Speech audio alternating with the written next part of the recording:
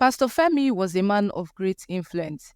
Every Sunday, his church overflowed with people desperate for miracles, women seeking children, men begging for jobs, the sick crying for healing, and even the wealthy who simply wanted assurance that God was still on their side.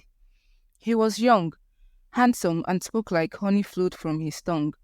His sermons pierced the heart, and his miracles were breathtaking. Cripples walked, blind eyes opened, death suddenly vanished. Social media boosted with videos of his wonders. Many called him God's general. Others whispered that he was the Elijah of this generation. But what no one knew was that Femi's power didn't come from God. Behind the altar, hidden in locked drawers and suitcases, were strange accessories, rings, perfumes, and oils, charms from his certain Babatunde in the thick forest of Edo State. Every new month, Femi would sneak off at midnight to renew his powers, covering it up as mountain prayers. Among his many church workers was a little girl named Zara. She was 10, quiet and observant. Her mother was the church cleaner, and they lived in a small boys' quarters at the back of the church.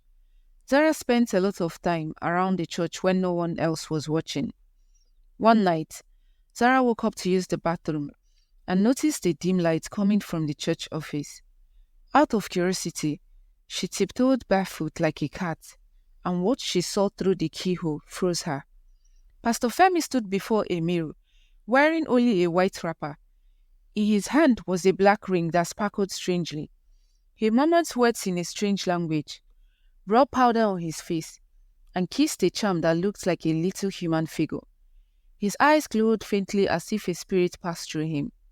Then, just as quickly, he wore his suit, smiled at his reflection, and returned to his house as if nothing had happened. Sarah didn't say anything, not yet, but over the following weeks, she watched him closely. She noticed patterns. Every time Pastor Femi healed someone, he would rub a part of his hand on his trousers. That was where the black ring was hidden. Every time a woman looking for a child fell under the anointing, he had first whispered something strange in her ear and sprayed perfume around her. And then one Sunday came, a big crusade titled The Rain of Fire. Thousands of people gathered. The governor's wife was in attendance. The cameras were rolling. The air was thick with expectation. Pastor Femi danced onto the stage, radiant and full of life. He shouted, "Today, the blind shall see." The crowd roared. He picked a woman blind for 10 years.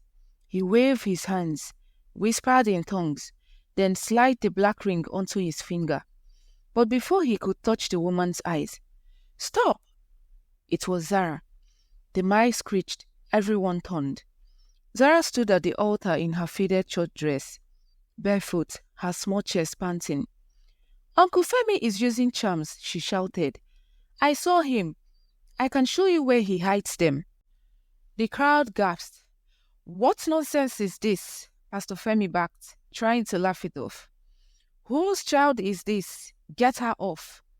But Zara ran to the pulpit drawer and yanked it open. Before the eyes of everyone was the strange charms, the black ring, the powder, the little human figure.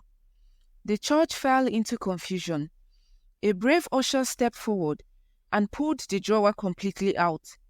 Another usher opened the suitcase near the back of the altar, and there were more charms. Women screamed. Some fainted.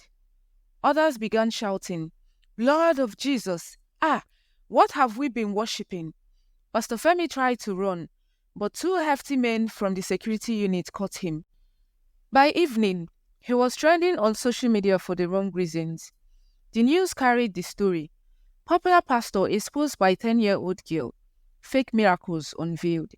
He was arrested and charged with fraud and endangering lives. As for Zara, her courage earned her a scholarship from a local NGO. When asked why she did it, she said, "My mommy always says the truth is light, and God does not like darkness." The church was closed for weeks, then reopened under new leadership. But the people of the church learned a painful lesson. Not every miracle is from heaven. And not every man on the pulpit is sent by God. Sometimes it takes a child to remind adults what truth looks like. Thank you for watching. If you enjoyed the story, please give me a thumbs up and don't forget to subscribe for more stories. Finally, tap the bell so that you will never miss any story. See you on the next one. Bye.